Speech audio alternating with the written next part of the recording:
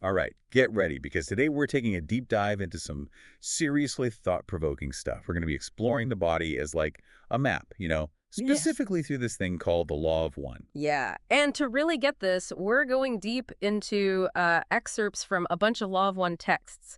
Basically, they're conversations with an extraterrestrial being, Ra.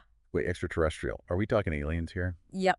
But before you think we've gone off the deep end, the way they got these messages is actually really interesting. It involved this whole research team, and they studied it for years. They had this very particular channeling method to make sure the messages were clear and, accurate. Okay, now I'm really curious. But before we go full-on alien chat, what even IS, this Law of One, sounds pretty cosmic. You could say that. It's this whole complex spiritual and philosophical framework. The main idea is that, like, everything in the universe is connected, part of one source, which Ra calls the creator. So like me, you, the trees, even those stars way out there, all part of the same, like, cosmic tapestry. Exactly. And that connectedness is key to how Ra sees the body. According to Law of One, your body isn't just, well, a physical body, it's like a map showing the energy flowing inside you. Okay, now that is interesting. So how does the Law of One explain illness then? Just bad luck? Or is there something more to it? Ra's perspective is pretty different. They actually say that some illnesses aren't just random, but they're chances for spiritual growth. They even say people who are super service to others focused, like they always put helping others first, they might actually get sick more often because their energy is going outwards. Wow, that's a pretty wild thought. It really makes you wonder if those aches and pains we get were trying to tell us something deeper. Right. And if the body is a map, then energy centers or chakras are like the major landmarks on it. Imagine them as these swirling energy vortexes running down your spine. Each chakra is connected to specific emotions, behaviors, even spiritual stuff. So you're saying where we feel tension, like a tight chest when we're sad, that could be connected to a specific energy center. Exactly. Take the Indigo Ray Energy Center. It's all about intuition and like connecting to higher consciousness. Ross says people who feel unworthy might have blockages there, could even cause headaches or make it hard to focus. That's amazing. Like our bodies are trying to talk to us, but we don't know the language. That's a great way to put it. The Law of One says that by learning to read this map, we can start to get to the root of our problems and unlock our potential. So if we want to start deciphering our own body map, where do we even begin? Well, Ra actually has some really interesting insights into how to clear those blockages and get healing going. Want to dig into those next. For sure. Ra gives us some pretty cool techniques for clearing energy blockages and like boosting healing. But before we get into that, it's good to understand how these energy centers, these chakras, actually work. Like how they connect to our everyday life. Tell me more. Exactly. Think of your spine like a ladder, and each chakra is a different rung. At the bottom, you got the root chakra, all about survival, feeling secure, and our connection to the physical world. So someone who's always worried about like having enough money or a place to live, they might have an imbalance in their root chakra. Yeah, good point.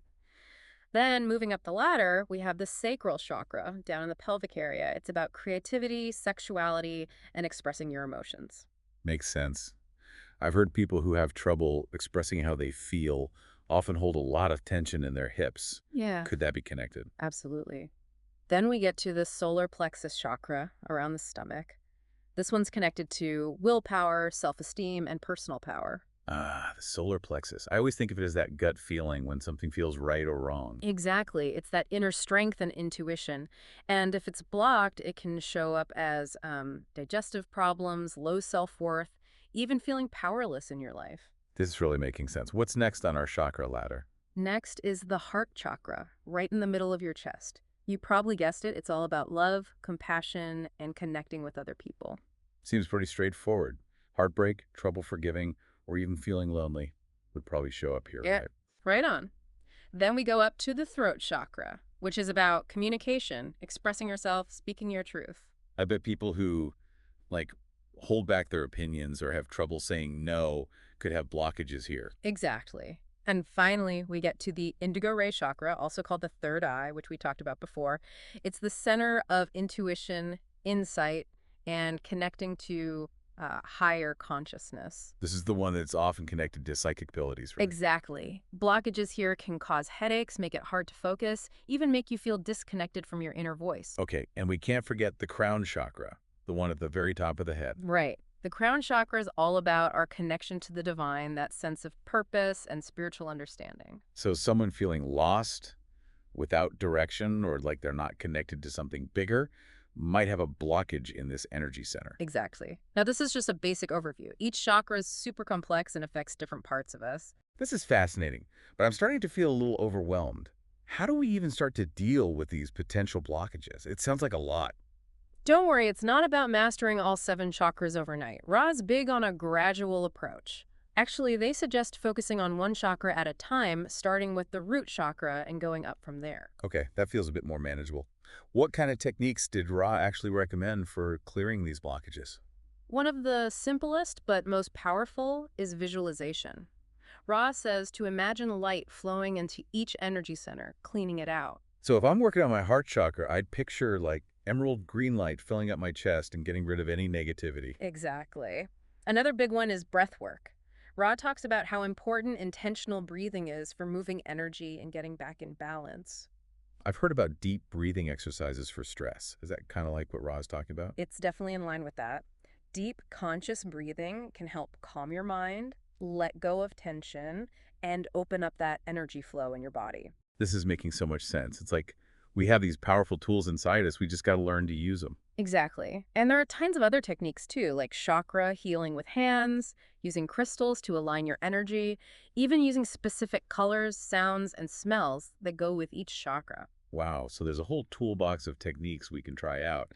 But it feels like Rand's approach goes deeper than just physical stuff. For sure. Don't forget, they stress the power of intention. The more we bring awareness and a clear intention to our healing, the better those techniques will work. So it's not just blindly following steps. It's about actively participating in our own healing. Exactly. And this is where Ra's teachings on service to others gets really interesting. They say that doing acts of love and kindness actually raises our vibrational energy, which is good for our overall well-being. Wait, so by helping others, we're also helping ourselves. Exactly. Pretty cool, right? Ra says focusing on service to others helps us get in line with that basic idea of interconnectedness and creates this positive ripple effect inside us. This whole body as a map thing is really hitting home for me. But I gotta admit, I'm still curious about these wanderers you mentioned earlier. Can you tell me more about them? Absolutely. Remember, wanderers are souls who, according to Ra, came from higher densities and chose to be born on Earth to help it evolve spiritually. So they're like cosmic volunteers coming here to help humanity during this big transition time. Yeah, that's a great way to put it. But it's not all easy. When they enter our third density, they kind of forget their true origins. So it's like they're starting fresh, Yeah. even though they have this higher purpose driving them. Exactly. This forgetting can make them feel like they don't belong, like they're different, or like they're missing something they can't quite put their finger on. I can see how that would be tough, trying to live life on Earth while feeling so disconnected. It can be. But Ross says these feelings can also be a guide. They might be a sign that you have a special role to play in this whole cosmic thing. That's a cool way to look at it. Yeah. It makes you wonder if all those times we felt like outsiders were actually pointing us towards our true purpose. Exactly. And remember, Ross says wanderers are often drawn to service to others. They feel this urge to help, heal, or contribute to making humanity better in some way. So that strong empathy and compassion some people feel could be another sign of being a wanderer. It could be. Now, while Ra offers a lot of hope and encouragement, they don't shy away from the tougher parts of this journey. You mean like the possibility of negative influences? I remember you mentioned an Orion group. Right. Ra describes the Orion group as this force that's opposite to the Confederation. They operate from a service-to-self perspective. They're known for using temptation and manipulation to try and get people to be selfish and controlling. Okay, now that sounds a little creepy. How can we protect ourselves from that? Ra emphasizes that the best defense is a solid spiritual foundation and commitment to service to others. They say when our energy is clear and aligned with love and compassion, those negative forces can't get to us as easily. So it's not about being paranoid or scared, but about strengthening our connection to the Creator and living by the principles of the Law of One. Exactly. It's about having this high vibrational frequency that makes those lower vibes bounce right off. This whole idea of energetic frequency is so interesting. It's like we're always putting out a certain vibe, and that affects what we experience in life. Yeah, that's a great way to think about it. And those healing techniques we talked about, like visualization and breath work, are really powerful for raising our vibration and creating a more positive energy field around us. This is feeling really empowering. Instead of being victims of our circumstances, we can actually take control of our energy and create a better reality for ourselves. Exactly. And that leads us to another cool thing Ara teaches, the concept of harvest. Harvest, like some cosmic judgment day where we're graded on our actions. Not exactly. Ra describes harvest as a natural process of spiritual evolution, like the end of a cycle of experiences. It's not about being judged or punished, but about naturally progressing based on the choices we made and the level of consciousness we reached. Okay, so it's more like graduation than a final exam. Great analogy. And Ra says Earth's in this transition phase right now, moving from third density to fourth density. Hold on, densities, this is getting cosmic. What does that even mean? Think of densities as levels of consciousness. Third density is all about duality, where we see the world in terms of separation and opposites. Fourth density, though, is characterized by more love, compassion, and understanding. So it's a step up in how aware we are and how connected we feel to others. Exactly. And Ross says this transition's already happening. Lots of people are experiencing shifts in consciousness and how they see things that are in line with fourth density principles. So those feelings of being more empathetic, connected to nature, and wanting deeper relationships could be signs we're already tuning into fourth density. Definitely possible. And the exciting part is we're not just sitting around waiting for this to happen. We can actively participate by consciously choosing love, unity, and service to others. So even small acts of kindness and compassion can help shift our collective consciousness. Absolutely. Our individual choices have a ripple effect, changing the overall vibration of the planet. And speaking of choices, Ra shared another interesting detail about this transition. Not everyone on Earth will choose to move to fourth density. Wait, what happens to those who don't? Do they get left behind? It's not about being left behind, but more about continuing their journey on a third density planet that vibes with their frequency. So it's not a punishment, but just them continuing to learn at their own pace. Right. Ra makes it clear that everyone has free will to choose their path, and each soul is guided toward experiences that help them grow and evolve. That's good to know.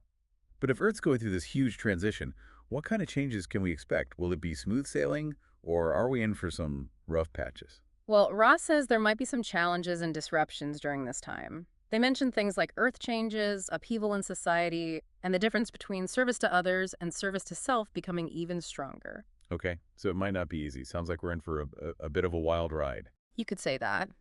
But Ra emphasizes that these challenges help us grow, making us choose between our desired polarities. So even with all the chaos, we have a choice to choose love over fear, unity over separation, and helping others over just looking out for ourselves. Exactly. And those choices, even the small ones, contribute to the direction our collective evolution is going. This is all starting to make sense, but I have one last question. You said that Ra warned against using pyramids with a 76-degree apex angle for energy work. Why is that? That's a fascinating detail. Ross said that pyramids with that specific angle can mess up the energy flow and potentially cause harm.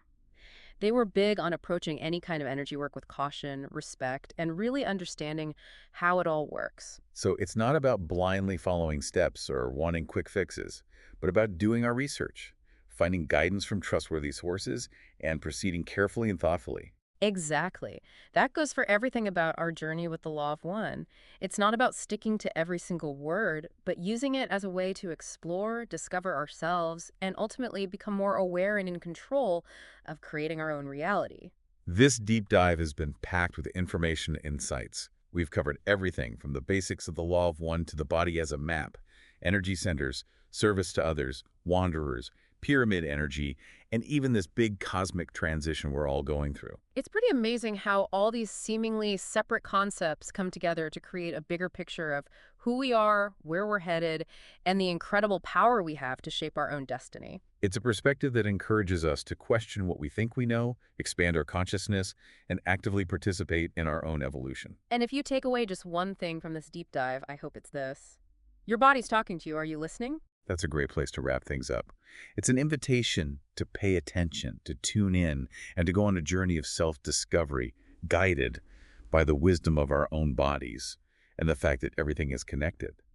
Yeah, it's wild when you really think about it. Our bodies, these amazing things we just kind of expect to work, are actually like these powerful guides showing us the way to a deeper understanding of ourselves, you know? I love that. It's like we've got this incredible gift, this living, breathing map, And we're just starting to figure out what it's saying. And it's not just about reading the map, Yeah. right? It's about knowing how to, like, navigate with it. Exactly. Remember all those healing techniques we were talking about?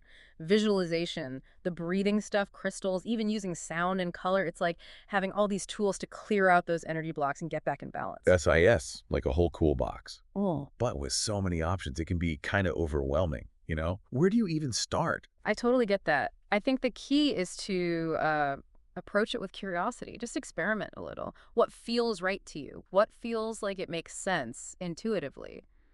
There's no one right way to do this, you know? So it's about trusting our gut and finding what works best for our own unique energy, right? Exactly. And remember, even little steps can make a difference. Start simple, like maybe try a few minutes of mindful breathing every day, or visualize light flowing through a chakra that feels kind of stuck. Those are good ideas. It's about making those practices part of our lives, not just something we do when we're feeling totally off. Exactly. And as we get more in tune with our energy bodies, we start to see patterns, make connections.